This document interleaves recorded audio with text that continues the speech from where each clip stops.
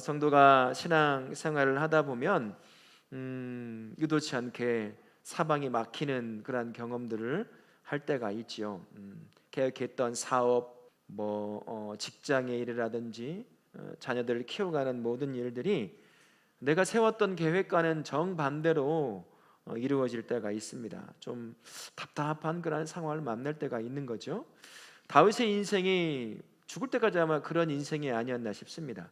새벽마다 말씀을 드리지만 다윗의 인생만큼 삶의 문제를 접한 사람은 아마 없을 것 같아 보입니다. 그의 인생은 문제를 빼놓고는 이야기할 수 없을 만큼 문제투성이었습니다. 그가 연약해서인 것도 있고, 그가 하나님 앞에 바르게 살아가려고 하니까 수많은 대적들이 그 앞에 문제를 일으키게 되는 거죠. 오늘도 바로 그 시편입니다.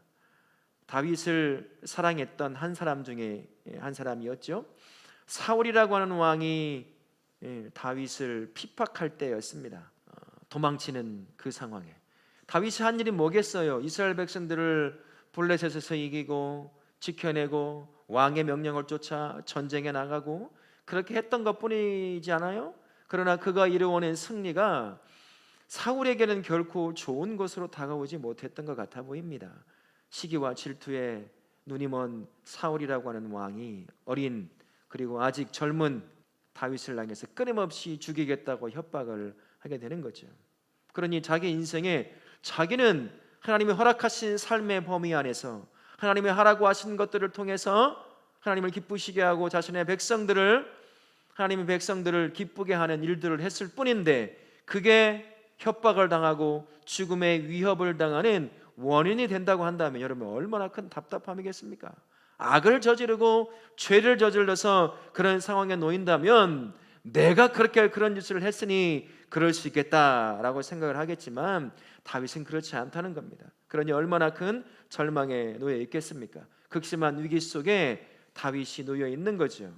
그러자 주변의 사람들이 이렇게 얘기합니다. 도망치라고. 야, 저 산으로 새처럼 훨훨 날아서 누구도 찾아오지 않는 그 속에 숨어버려라. 이런 어려움 가운데 있으면 다윗을 생각한다고 하는 사람들이 해줄 수 있는 현실적인 조언을 다윗이 듣습니다. 내 산으로 새같이 도망하라 라는 소리를 듣는 거죠. 그게 다른 사람이 봤을 때 다윗이 지금 이 위협에서 피할 수 있는 가장 좋은 길이라고 생각을 했을 거예요. 그래서 도망치라고 합니다. 그런 조언의 이유가 뭔지 다윗이 이야기를 해요. 이미 시위를 당기고 어두운 데서 바른 마음을 품고 있는 나를 향하여 활을 쏘는 자들이 있다. 그래서 너희들이 나에게 조언하기를 아무도 찾을 수 없는 산속으로 새처럼 날아가 숨으라고 말하는구나. 그렇게 이야기한다는 거죠. 그러나 그건 세상의 소리라는 것을 다윗은 잘 알고 있었습니다. 네 마음대로 안 되잖아. 네가 하고 싶은 대로 안 되지. 세운 계획도 네 계획에 반도 이루어질 수 없을 만큼 되지 않는 게 그거 아니겠냐. 그러니 일단 도망쳐. 일단 타협을 해봐. 아니면 안 되는 거였으니까 그냥 포기하는 게 어떻겠냐. 이게 사람들이 할 수 있는 조언 아니겠습니까? 내가 지금까지 너를 보는데 이 길은 아닌 것 같아. 이건 너한테는 아닌 것 같아. 그러니까 타협을 하든지 포기를 하든지 그냥 도망을 치든지 하면 좋을 것 같아 라는 그러한 조언을 한다는 거죠. 이 조언을 그냥 그 조언대로 주면 참 좋을 텐데 이 안에는 믿음을 가지고 있는 사람들에 대한 조롱이 조금 섞여져 있다라는 겁니다. 그 조언을 하고 나서 사람들이 다윗의 근본적인 믿음을 흔들어대는 그러한 질문을 해댑니다. 터가 무너지면 의인이 무엇을 하랴? 몇 절에 나오죠? 3절 말씀에 터가 무너지면 의인이 무엇을 하랴? 터가 뭘까요?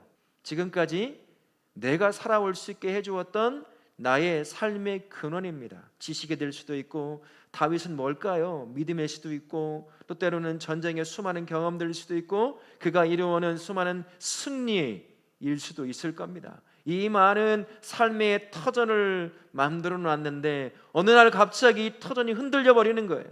기초가 흔들리는 겁니다. 땅이 흔들리며 자신의 쌓아왔던 삶이 한순간에 무너질 때 네가 의인이라고 하는데 그때 네가 뭘 할 수 있냐? 이런 질문과도 같은 거예요. 너 지금 죽음의 유무 앞에 놓여 있지? 지금 이때 네가 하나님 앞에 의인처럼 살아왔다고 말하는데 무너지는 터 위에 네가 할 수 있는 일이 뭐냐는 거예요. 조언을 주면서 그가 사람들이 그에게 이런 이야기를 하더라는 거죠.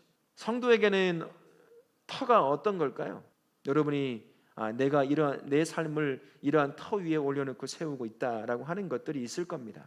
그 여러분의 경험일 수도 있고 여러분의 지식일 수도 있고 돈일 수도 있고 건강일 수도 있고 남편일 수도 있고 자식일 수도 있고 아내일 수도 있고 수많은 터전이 있다는 겁니다. 그 터전이 흔들릴 때 내가 믿음을 갖고 하나님을 믿고 산다고 하더라도 그 사람이 무엇을 할 수 있겠느냐, 네가 뭘 할 수 있겠느냐라고 우리에게 물어본다면 여러분 뭐라고 대답할 수 있을까요? 지금까지 나로 존재하게 만들어 왔던 것들이 흔들립니다. 무너집니다. 더 이상 나를 지탱하지 못하는 것처럼 보여지게 될 때 이런 질문을 한다면 여러분 어떻게 하겠느냐라는 겁니다. 세상 사람들은 그렇게 조롱한다는 거예요. 믿는 믿음의 사람들을 향해서 네가 하나님을 믿는다고 하는데 네 삶을 봐라. 차라리 내 조언이 낫지 않겠냐. 포기하고 도망치던 타협을 하던 뭘 하는 게 차라리 내가 주었던 조언이 훨씬 나아 보인다. 그런 거죠.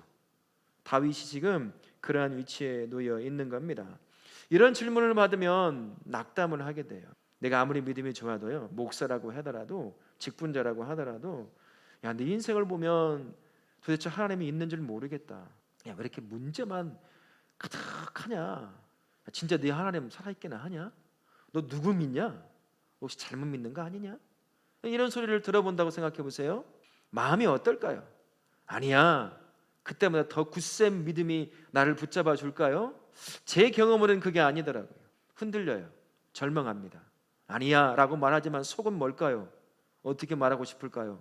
그러게 왜 그러지? 하나님이 살아계신데 왜 내 인생은 언제나 더 좋아지긴커녕 더 문제 앞에 쪼그라드는 것 같은 걸까?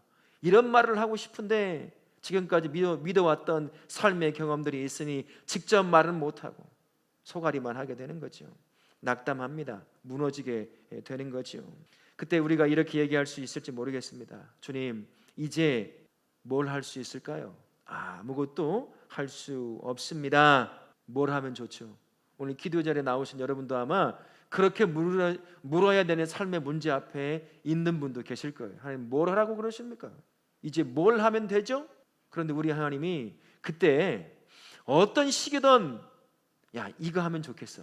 이렇게 가면 좋겠어. 이거 포기하고 이거 붙잡으면 좋겠어 라고 말을 하든 깨닫게 하든 뭘 자신이 듣고 있다는 것을, 너를 알고 있다는 것을, 네 고통을 알고 있다는 것을 어떤 시기든 알고 있다고 나에게 알려주면 그나마 여러분 어떨까요?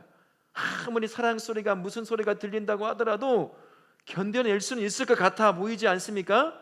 그런데 우리 하나님이 여러분 이 기도의 시간에 눈물 흘리며 가슴을 치며 기도할 때 우리 하나님이 어떻게 하실 경우가 높을까요? 침묵으로 일관하실 것 같은 가능성이 훨씬 높습니다.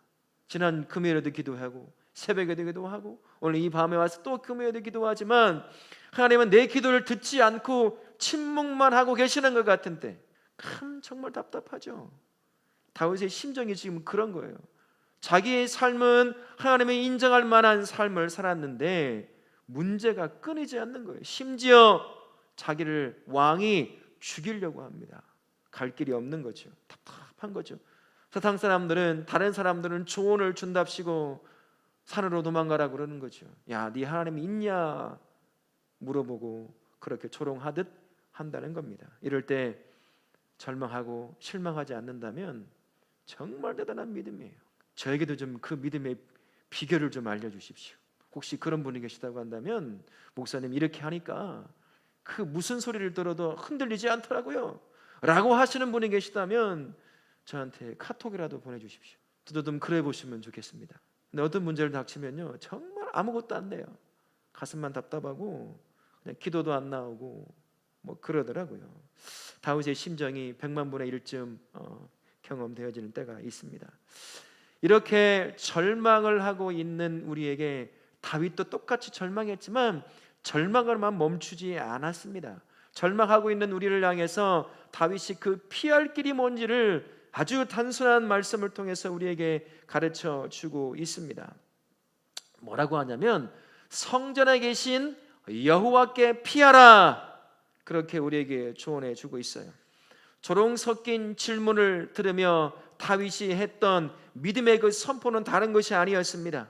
자기의 마음을 흔들어대고 믿음을 흔들어대는 그 소리를 단번에 끌어낼 수 있었던 유일한 그 선포가 무엇이냐? 성전에 계신 여호와께 피하는 것이었다라는 그러한 믿음의 고백이었습니다. 그래서 그는 도망치지 않아요. 그 문제를 직면합니다. 그리고 숨지 않습니다. 그 문제를 직면하는 거죠. 다윗은 1절을 통해서 이렇게 시작을 해요. 11편 1절 앞부분만 같이 한번 읽어볼까요? 뭐라고 되어 있습니까? 내가 여호와께 피하였거늘. 이게 무슨 말이에요? 내가 이미 여호와께 도망쳐 그분의 품 안에 있는데 너희들이 나를 향하여 무슨 조언을 하던, 나를 향하여 어떤 조롱의 질문을 하던 내가 왜 도망가야 되느냐? 내가 왜 숨어야 되느냐? 믿음의 선포와 같은 거예요. 다윗은 이미 믿음으로 선포해 놓은 겁니다. 나는 하나님 앞에 숨었는데, 피했는데 내가 왜 도망쳐야 되지? 내가 왜 이 문제 앞에 숨어야 되는 거냐? 그런 이야기를 한다는 거죠. 그래서 다윗은 눈에 보이는 저 깊은 산골짜기로 사울이 찾아올 수 없는 그곳으로 도망쳐 숨지 않습니다. 다윗은 보이지 않지만 하나님을 향하여 그분 앞에 나아가 그분의 품 안에 숨어 있는 거죠. 그분의 보호 아래 있게 되는 것입니다. 다윗은 무너진 자기의 터전, 이 정도면 누구도 나를 흔들지 못하겠지라고 생각했지만 삶이 그렇지 않잖아요. 다윗도 그랬을 겁니다. 이 정도 업적을 세웠으면 왕도 인정해주고 존귀케 여겨질 텐데, 그러나 그 모든 게 흔들려요. 왜요? 왕이 죽이려고 하니까. 그때 흔들린 그의 털을 바라보지 않습니다. 보이지 않지만 눈을 들어서 보좌에 앉아 계신 그 하나님을 바라보게 되는 겁니다. 고개를 들어, 땅이 아니라 고개를 들어 전능하신 하나님이 계시는 그 하늘 보좌를 바라보며 그 상황을 이겨나간다는 거죠. 우리 4절 말씀, 그 말씀 한번 같이 읽어볼까요? 스크린 한번 보시면서 읽습니다. 여호와께서는 그 성전에 계시고 여호와의 보좌는 하늘에 있으며 그의 눈이 인생을 통촉하시고 그의 안목이 그들을 감찰하시도다. 아멘. 세상의 터는 무너졌을지라도 우리 하나님이 앉아 계신 하늘 보좌는 흔들린가요? 흔들리나요? 무너지나요? 없어집니까? 그 하나님의 보좌는 영원히 그곳에 계셔요. 그래서 다윗의 시선은 그 하나님의 보좌 앞에 두겠다는 겁니다. 살아계신 그 하나님을 향하여 인생과 영혼과 삶의 시선을 고정하고 그분만을 바라보겠다라는 겁니다. 왜요? 하나님은 흔들리지 않으니까요. 내가 쌓아온 터전은 흔들려 무너질지언정 내가 의지할 하나님의 터는 절대 흔들리지 않기 때문입니다. 그 기초는 누구도 흔들지도 누구도 무너뜨리지 못하기 때문인 거죠. 그래서 다윗은 그 하나님을 향하여 숨고 달려가고 그분을 향하여 바라보겠다라고 하시는 것입니다. 그 하나님은 여전히 살아계셔서 온 우주를 통치하시고 다윗의 인생을 통치하실 뿐만 아니라 자신을 믿고 순종하며 쫓아오는 자녀들의 인생을 여전히 통치하시고 인도해 가신다라는 것이죠. 다윗은 그렇게 살아계신 하나님 하늘 보좌를 바라보며 자신이 닥쳐있는 절망할 수밖에 없는 그 현실의 문제 앞에 당당히 서가는 것을 볼 수가 있습니다. 그렇습니다. 다윗의 하나님은 다윗만의 하나님일까요? 지금 누구의 하나님이시죠? 이럴 때는요 이렇게 하는 거예요. 우리 김병삼 목사님처럼. 누구의 하나님이라고요? 내 하나님이에요. 내 하나님. 다윗 하나님이 아니라 지금은 나의 하나님이에요. 내 하나님이 흔들리지 않습니다. 나는 그분 안에 있지요. 그분의 터 위에 내 삶의 터가 세워져 있어요. 내가 세운 건 무너져 없어질지도 모릅니다. 그러나 그 밑에 근본적으로 깔려있는 하나님의 터는 결코 흔들리지 않는다는 것. 그러니 우리가 두려워할 필요가 없죠. 겁은 먹을 수 있습니다. 삶의 문제를 만나고 절망하는 문제를 만나고 들려오는 소리는 하나님이 있냐 없냐, 너 제대로 믿고 있냐, 내 믿음이 가짜인 건 아닐까, 수많은 안팎의 소리가 들려온다고 하더라도 그래서 흔들릴지는 모르겠습니다만 그러나 내 인생은 흔들리지 않는다는 거죠. 왜요? 우리의 인생이 어디에 터를 두고 세워져 있으니까요. 영원히 흔들리지 않는 하나님의 보좌 위에 우리의 인생의 터가 세워져 있기 때문인 거죠. 다윗이 그래서 그 문제를 만날 때마다 이겨낼 수 있었던 겁니다. 우리는 아마 1년도 못 버텼을 거예요. 다윗이 겪는 삶의 문제를 만난다면 이게 뭐냐고 바로 하나님 등지고 떠나버렸을 겁니다. 그러나 다윗이 실패를 하는 일이 있어도 끝까지 하나님을 붙잡고 살아갈 수 있었던 건 바로 그겁니다. 흔들리지 않는 하나님을 터 삼아 그 위에 그의 인생을 세워놓았기 때문이에요. 그러니 무슨 소리를 들어도 어떤 문제를 만나도 무너지지 않는 그러한 삶을 살게 된 거죠. 우리의 인생도 마찬가지십니다. 마찬가지예요. 우리의 인생이 그 위에 터 위에 세워 놓으셨습니다. 7절 말씀 같이 한번 보실까요? 7절에 이런 말씀이 있습니다. 같이 한번 읽어보겠습니다. 시작. 여호와는 의로우사 의로운 일을 좋아하시나니 정직한 자는 그의 얼굴을 배우리로다. 아멘.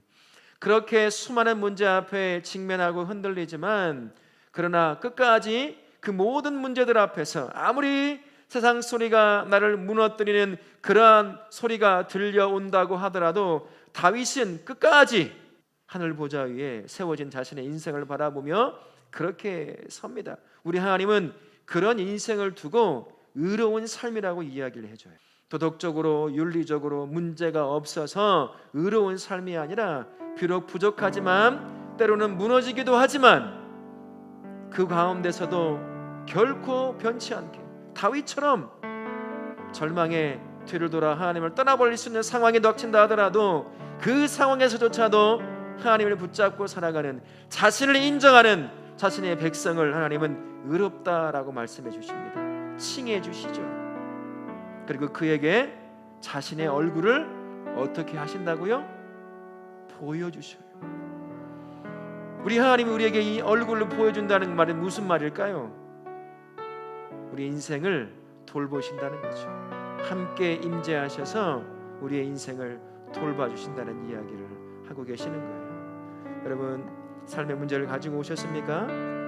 남들에게 말 못하는 거 있을 거예요. 괜찮다고 말은 하지만 그러나 말 못하는 건 아마 분명히 있을 겁니다. 오늘 그거 가지고 다윗처럼 나아갔으면 좋겠습니다. 우리 하나님이 세상의 소리를 들어보면 안 된다고 하고 포기하게 하고 좌절케 하는 소리, 하나님이 있냐 없냐 나의 믿음을 조롱하는 것 같은 소리를 듣는다고 하더라도요, 다윗처럼 그것을 가지고 하나님 앞에 나의 인생을 바라보시는 그 하나님, 그리고 자신의 얼굴을 내 인생을 향해 비추어 주시는 그 하나님을 붙잡고 나아가실 수 있길 바랍니다. 하나님은 그 인생을 뭐라고 인정해 준다고요? 내가 의로운 자로 인정해 준다고 말씀하십니다. 그래서 내가 그의 인생을 향하여 누구에게도 비춰주지 않는 내 얼굴을 비춰주겠다고 말씀하십니다. 그 하나님을 붙잡고 오늘 기도의 자리로 나아가실 수 있길 바랍니다. 여러분, 가지고 있는 문제 그렇게 하나님 앞에 가지고 하는 거예요. 그럼 우리 하나님께서 감찰하실 겁니다. 여러분, 감찰이란 말이 무슨 말일까요? 면밀하게 놓치는 것 없이, 하나도 놓치는 것 없이 면밀하게 관찰하여 본다는 얘기예요. 우리 하나님이 그 인생을 나를 보신다는 거예요. 다윗이 이 고백을 할 수 있었던 이유가 뭘까요? 그가 살아오는 삶의 기간 동안 자기는 잊어버렸을지 모릅니다만 우리 하나님은 내 인생을 감찰하시면서 내가 잊어버린 인생을 이렇게도 채우시고 저렇게도 채우시고 이렇게도 바꾸시며 이렇게도 회복시키시는 그 경험이 다윗의 인생은 풍부했을 거예요. 그때는 잊어버리고 있었지만 뒤를 돌아보니까 우리 하나님이 내가 잊어버린 나의 인생을 면밀하게 감찰하시고 그때그때마다 필요한 것들을 채워 넣으시는 그 하나님을 다 아니까 이런 고백이 나오는 거 아니겠습니까? 우리 하나님 우리도 그렇게 아셔요. 남들 못 알아주고, 남편도 못 알아주고, 아내도 못 알아주고, 자식도 못 알아주고, 목사도 못 알아주고 한다 하더라도 우리 하나님은 알아주십니다. 우리 인생을 감찰하시는 분이에요. 그리고 그 인생을 향하여 의롭다 칭하시고, 그의 인생을 향해 자신의 얼굴을 비춰주시는 하나님을 기억하고 오늘 그분 앞에 온전히 나아가시는 복된 우리 성도님들 되실 수 있기를 예수님의 이름으로 축원합니다. 아멘.